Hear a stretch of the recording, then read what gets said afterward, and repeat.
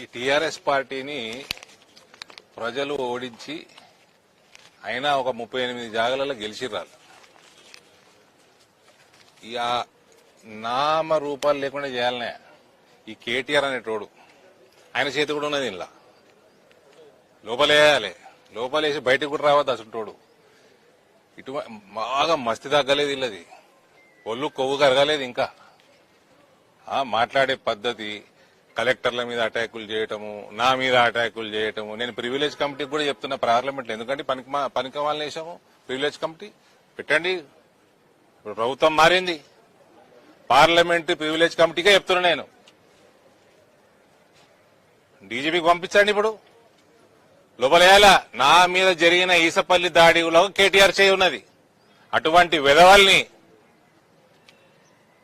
కొవ్వు బాగా పట్టినోళ్ళని జైల్లేసి కొవ్వు కరిగించే పని చేయాలి. ఈ రాజకీయ వ్యవస్థలకు వెళ్లి తెలంగాణలో తీసి బయటపడాలి. వీళ్ళందరినీ పని చేస్తారు, పని చెయ్యరు ప్రభుత్వాలు. ఎమ్మెల్యేలు పని చేస్తారు, యాక్టివ్ ఉంటారు కొందరు, యాక్టివ్ ఉండరు కొందరు. ప్రజలు 5 ఏళ్లకోసారి నిర్ణయం చేస్తారు. పని చేసినోడికి మల్ల పట్టం కడతారు, చేయనోడిని ఇంటికి పంపుతారు.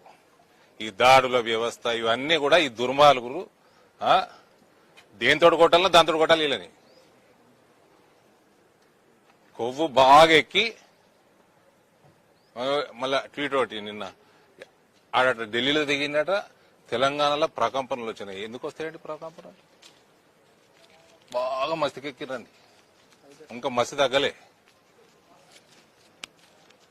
ఇటువంటి అయితే కొవ్వు పట్టిన ఈ మనుషులు ఉంటారో జంతువుల్లాగా ప్రవర్తన చేస్తారు. ఆ కలెక్టర్ మీద చేసినట్టు, మా ఇండ్ల మీద చేసినట్టు, మా బండ్ల మీద చేసినట్టు.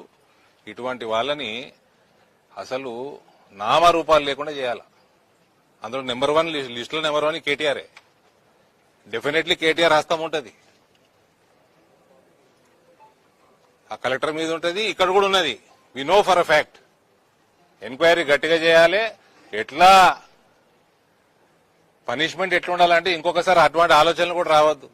కొడుకు పోవాలి లోపలికి, చెల్లెపోయింది వీడు కూడా పోవాలి. Thank you.